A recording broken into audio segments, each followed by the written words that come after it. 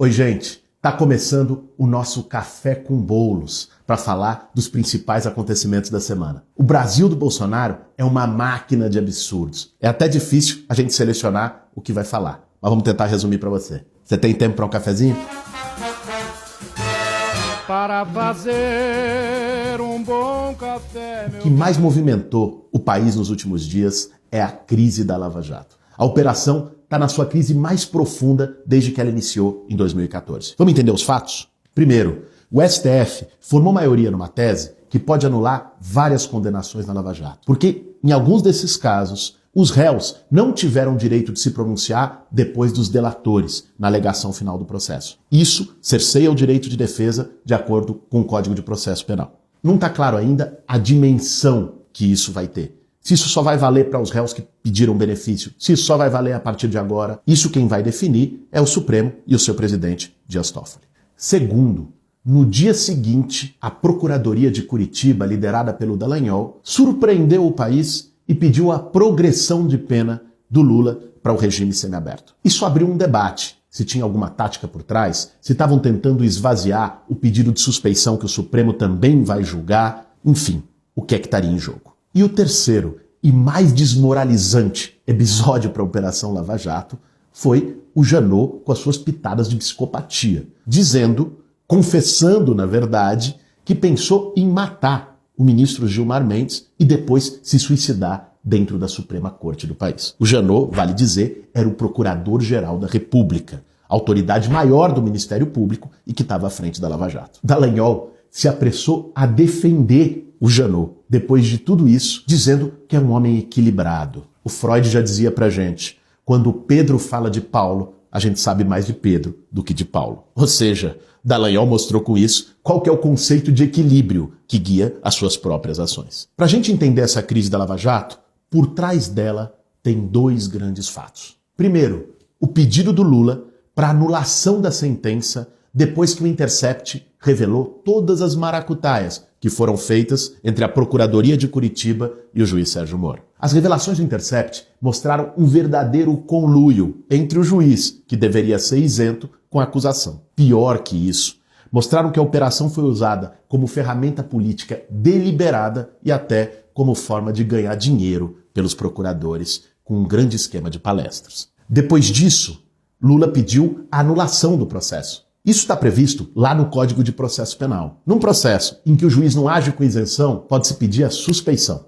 E quando o juiz é dado como suspeito, a sentença é nula. O STF já está há uns 2 meses, na segunda turma, enrolando para fazer esse julgamento, para ver o que aparece mais do Intercept. Mas só o que mostrou até aqui já foi suficiente para que muita gente que não é suspeita de ser petista ou de esquerda se pronunciasse, defendendo o Estado de Direito. Foi o caso, por exemplo, de Reinaldo Azevedo. Não é exatamente um comunista. Demétrio Magnoli, um direitista tradicional, que publicou uma coluna esses dias na Folha de São Paulo com o título de Lula Livre. E além disso, juristas e políticos de vários espectros do mundo inteiro defendendo a soltura do Lula. A temperatura esquentou e a Lava Jato ficou pressionada. O segundo ponto dessa crise são as brigas no casamento entre a Lava Jato e o bolsonarismo. Vamos retomar um pouquinho. O Bolsonaro se elegeu no ano passado com um clima de antipolítica, de que ninguém presta, de que vamos mudar tudo que está aí. Quem ajudou a produzir isso foi a Operação Lava Jato, quando transformou o necessário combate à corrupção num verdadeiro caça às bruxas, onde ninguém presta. Isso cria espaço para surgirem os salvadores da pátria. Aliás, lá um tempo atrás, na Itália, teve uma operação a mãos limpas, que o Sérgio Moro é um grande admirador, que, depois de fazer o grande combate à corrupção, acabou ajudando para a eleição do Silvio Berlusconi, um dos maiores corruptos e devassos da história italiana. Aqui, não dá para pensar a eleição do Bolsonaro como presidente da República sem ver a devastação que a Lava Jato fez no sistema político brasileiro. E na eleição, se formou mesmo um verdadeiro casamento. Uma aliança entre os agentes da Lava Jato e a campanha do Bolsonaro. Várias das mensagens do Intercept mostraram como procuradores atuaram de forma direta para interferir no processo eleitoral. Na véspera do primeiro turno, o Sérgio Moro resolveu trazer a público uma delação do Palocci, que já tinha sido feita há um tempão atrás. O objetivo era intervir nas eleições. Deu certo. E depois de prender o Lula, que liderava as pesquisas, tirá-lo da eleição e dar essa ajudazinha com a mão invisível para o Bolsonaro, Sérgio Moro recebeu um prêmio.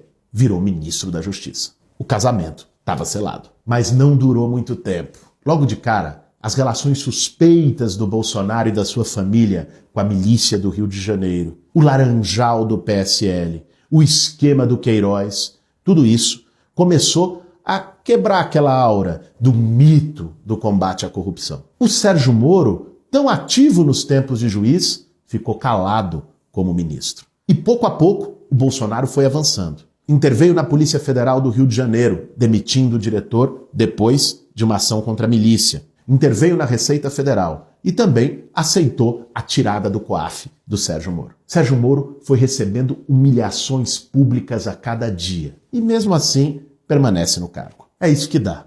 Quando uma história de amor começa com mentira, o final não costuma ser muito feliz. Mas, gente, não vamos nos iludir aqui. Nessa história não tem herói. É verdade que o Bolsonaro está atacando a Lava Jato para proteger os seus e os seus esquemas. Mas é verdade também que Sérgio Moro não é nenhum santo. Bolsonarismo e lavajatismo são, na prática, duas faces da mesma moeda.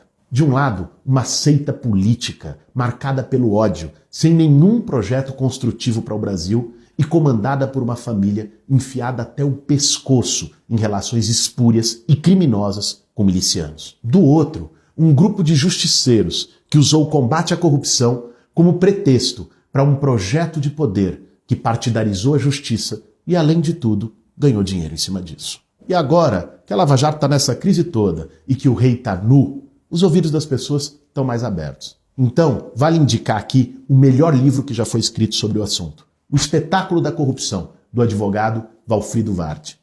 Ali, ele mostra os interesses econômicos e até mesmo internacionais que estão por trás da Operação Lava Jato. Vale a pena. Bom, o que ficou muito claro nessa farofa toda é que o Bolsonaro quer salvar os seus, proteger a família, o Queiroz e seus milicianos de estimação. Nós não podemos permitir que a necessária crítica aos abusos da Operação Lava Jato seja utilizada para jogar para baixo do tapete as podridões da família Bolsonaro. Resta saber agora se o Supremo Tribunal Federal vai ter a coragem de enfrentar os xerifes de toga, essa partidarização da justiça e, no caso da suspeição do Moro, anular a sentença do Lula e liberá-lo. Ou então, se vai continuar a toada do grande acordo nacional. Para fazer um bom café. O ataque do Bolsonaro aos povos indígenas. Na última semana, o presidente do Brasil discursou para quase 200 líderes mundiais na ONU. Bom, nenhuma novidade. Falou mal do socialismo, que a esquerda está pervertendo as nossas crianças. Defendeu a ditadura militar e o golpe de 64. Mas o ataque mais duro ele reservou aos povos indígenas, e em particular ao cacique Raoni. Vamos escutar. A visão de um líder indígena não representa a de todos os índios brasileiros. Muitas vezes, alguns desses líderes, como o cacique Raoni, são usados como peça de manobra por governos estrangeiros na sua guerra informacional para avançar seus interesses na Amazônia. Infelizmente, algumas pessoas de dentro e de fora do Brasil, apoiadas por ONGs, teimam em tratar e manter nossos índios como verdadeiros homens das cavernas. Acabou o monopólio do senhor Raoni. É de doer. Bom, mas para quem não conhece, é bom a gente explicar aqui quem é o cacique Caipó Raoni. Raoni é um dos principais porta-vozes da causa indígena em todo o mundo. Tem 89 anos, é respeitado em toda parte. Só esse ano já se reuniu com várias lideranças mundiais, entre elas o Papa Francisco. E ele está, mundo afora, denunciando a política de devastação ambiental e de genocídio dos povos indígenas proposta por Jair Bolsonaro. É isso que deixou o presidente tão irritado. E aqui no Café com Bolos, a gente também vaza áudio. Não é só o Glenn que faz, é o Vaza Bolos. Toda semana a gente vai vazar um áudio de uma pessoa diferente comentando sobre o assunto da semana. Sobre o tema de hoje, nós vamos trazer o áudio dessa grande liderança indígena, minha companheira Sônia Guajajara. para fazer um bom café. Infelizmente, nós, do Brasil que estávamos aqui, ficamos muito preocupados com o discurso do presidente Jair Bolsonaro, que para nós foi um dia de terror, um discurso de intolerância, de truculência e muito agressivo. Uma fala, infelizmente, histórica, mas histórica por manchar o legado brasileiro na ONU. Bolsonaro nos chamou de animatas cavernas, desrespeitou o líder mundial indígena, o nosso cacique Raoni, e que está sendo indicado para o Prêmio Nobel da Paz. E a gente não pode, de forma alguma, aceitar um absurdo desse. Raoni é uma grande liderança, reconhecida mundialmente, respeitada nacionalmente, por ter dedicado toda a sua vida em defesa da Mãe Terra, em defesa do meio ambiente, em defesa dos povos indígenas. Então, o governo de Bolsonaro é um governo que destrói o meio ambiente, que explora a biodiversidade e os conhecimentos tradicionais, que permite que mineradoras e hidrelétricas avancem em territórios indígenas. Então, esse discurso provou mais uma vez que Bolsonaro se coloca como o porta-voz oficial desses setores. É bem isso. Sônia Guajajara mostrou exatamente o que é que está por trás do discurso do Bolsonaro. Bolsonaro vem dizer que está preocupado com a soberania brasileira na Amazônia. Faz-me rir. Vamos lembrar que há poucos meses atrás ele defendeu uma exploração conjunta do território amazônico entre Brasil e Estados Unidos. Olha aí. A questão não é a soberania, mas é a defesa do interesse do agronegócio e da mineração. Os ataques raivosos de Bolsonaro contra os povos indígenas e a sua tolerância com o desmatamento e as queimadas têm a ver diretamente com isso. Vamos ver alguns dados. No seu governo, até agosto, foram 131 mil queimadas. 45 mil desses focos só na Amazônia. É o maior índice dos últimos anos. E essas queimadas não são por acaso, não são acidentes, são criminosas. Basta ver que as regiões onde mais se queimou são as regiões de maior expansão de pastagem para gado e de plantação de soja. O que está em jogo é a expansão da fronteira agrícola com fogo, destruindo a floresta. Em relação às terras indígenas, só esse ano foram 153 áreas invadidas, em geral por garimpeiros. Mais que o dobro que o ano passado inteiro, quando foram 76. O que o Bolsonaro quer é liberar a mineração e o garimpo em terras indígenas, porque mais de 1/3 dessas terras tem comprovadamente minérios. O que ele quer é abrir espaço para grandes corporações como a Vale e a Samarco, que não vamos esquecer, foram responsáveis pelos crimes de Brumadinho e Mariana. E é importante mencionar que numa pesquisa recente, 86% da população brasileira se manifestou contra a mineração em terras indígenas. Bom, e para quem, depois de tudo isso, ainda insiste em achar que essas tragédias ambientais e humanas são acidentes, vamos ver o que aconteceu com a fiscalização. O IBAMA teve 1/4 do seu orçamento cortado pelo ministro Ricardo Salles. O número de fiscais do IBAMA nesse ano de 2019 chegou ao menor da década, 730 em todo o Brasil. E as multas ambientais se reduziram em 23%. O mesmo ministro que é responsável pelo IBAMA, Ricardo Salles, foi flagrado numa agenda secreta na Europa esses dias com grandes empresas de agrotóxico, como a Bayer e a BASF. Não podemos esquecer ainda que o governo Bolsonaro, em 9 meses, liberou 325 agrotóxicos, algo inédito num período tão curto. Ou seja, não se trata de soberania, de defesa nacional, muito pelo contrário. Se trata, de maneira deslavada, da defesa dos interesses do agronegócio e da mineração, dos ruralistas que capturaram inteiramente o interesse público no Brasil no governo Bolsonaro. Então, gente, entre Bolsonaro e Raoni, não tem nem que pensar 2 vezes. Nós estamos com Cacique Caicó. Para fazer um bom... Aqui no Café com Bolos, toda semana nós vamos abrir a caixa de Pandora, trazendo algum chorume, algum absurdo, alguma surpresa da semana para comentar aqui. Dessa vez, não poderia deixar de ser a entrevista que o ex-ministro e ex-golpista Aloysio Nunes Ferreira deu para a Folha de São Paulo. Vamos abrir a caixa de Pandora. para fazer um bom café. Disse aqui o Aloysio: quando você fala na divulgação do diálogo do Lula com a Dilma, evidentemente você tem uma manipulação política do impeachment. Quando você tem a divulgação da delação do Palocci nas vésperas da eleição presidencial, você tem uma manipulação política da eleição presidencial. Isso feito de caso pensado, como os diálogos revelaram. Não é uma coisa por inadvertência, foi de caso pensado. Então, isso para mim torna, não todos, porque eu não conheço todos, esses casos em que esse tipo de procedimento se verificou nulos, porque atingiu um princípio fundamental do Estado de Direito, que é a garantia que a existência de um juiz imparcial dá o direito de defesa. Aí a jornalista provoca: bom, principalmente na época do impeachment, o PSDB explorou muito esses diálogos, né, Aloysio? Não só o PSDB, o Supremo Tribunal Federal acabou por barrar a posse de Lula como ministro da Dilma, com base em uma divulgação parcial de diálogo, feita pelo Moro e os seus subordinados do Ministério Público. Eles manipularam o impeachment, venderam peixe podre para o Supremo. Isso é muito grave. Vejam só, Aloysio Nunes Ferreira, que na época era senador do PSDB, um dos grandes defensores do impeachment da Dilma, disse que o impeachment foi uma manipulação política.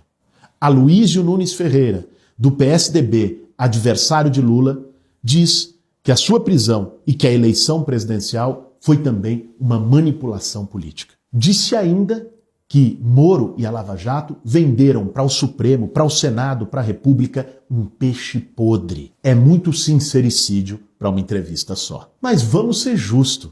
Antes do Aloysio, que foi ministro das Relações Exteriores do Temer, o próprio Temer, o maior beneficiário dessa grande manipulação política, também reconheceu o que a esquerda sempre disse, que o processo foi um golpe. Aliás, ouvi numa breve referência de que eu teria apoiado a ideia do golpe, que eu jamais apoiei ou fiz empenho pelo golpe. Eu adepto do golpe, a refutar essa questão do golpe. Né?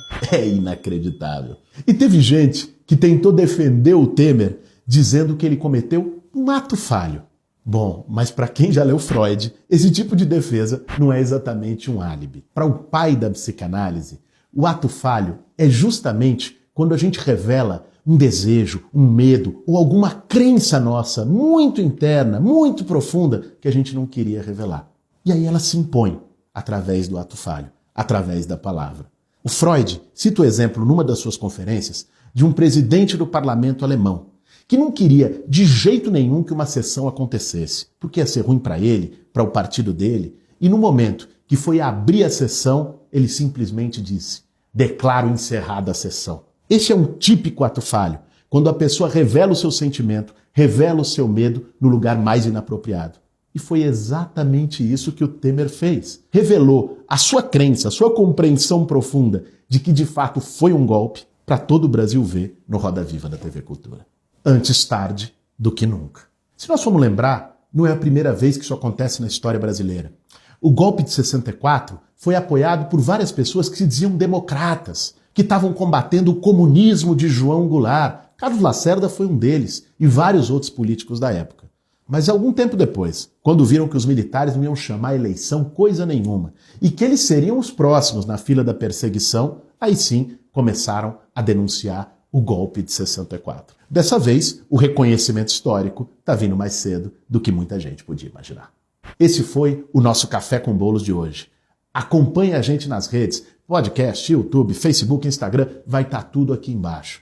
E se você quiser comentar, sugerindo temas para o nosso debate, comenta aqui com a hashtag Café com Bolos. E quem compartilhar o programa nas suas redes, marcando a gente, vai concorrer a um sorteio já na próxima semana dessa caneca aqui do Café com Bolos. Até lá. Para fazer um bom café, meu... Tá bom, você acha? O golpe com aquela mãozinha dele, né? O golpe!